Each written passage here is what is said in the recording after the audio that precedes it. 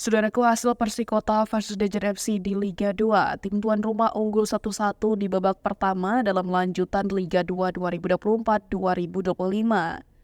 Hasil Persikota versus Dejen FC adalah 1-0 dalam laga yang dihelat di Stadion Benteng Ribon pada Minggu 13 Oktober 2024 sore.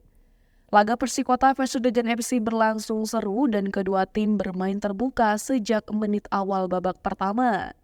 Tim tuan rumah mampu bermain kolektif dan mengancam tim tamu. Begitu pula Dejen FC beberapa kali berupaya memecah kebuntuan, namun masih terganjal barisan pertahanan Persikota. Dejen FC tampak terkejut menanggapi serangan yang diberikan anak-anak Persikota. Gol cepat berhasil tercipta oleh Paulo Henrique pada menit keempat.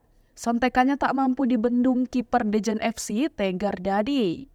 Setelah gol tersebut, Dejen FC dan Persikota tampak kesulitan menciptakan peluang di babak pertama. Namun, di masa injury time, Dejen FC berhasil memecah kebuntuan dan menyamakan kedudukan. Laga di babak pertama berakhir dengan skor 1-1.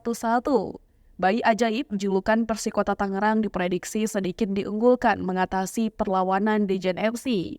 Hasil positif yang diraih Persikota pada dua laga terakhir memberikan gambaran.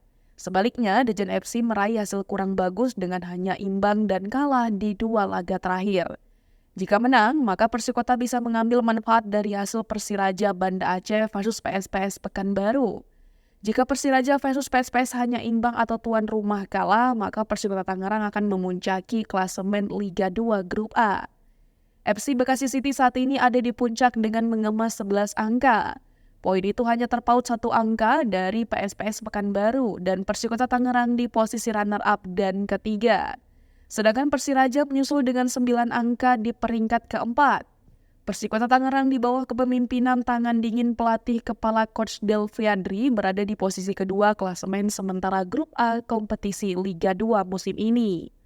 Persikota berada di peringkat kedua dengan poin yang sama dengan tim PSPS Riau peringkat pertama Grup A yaitu 10 poin.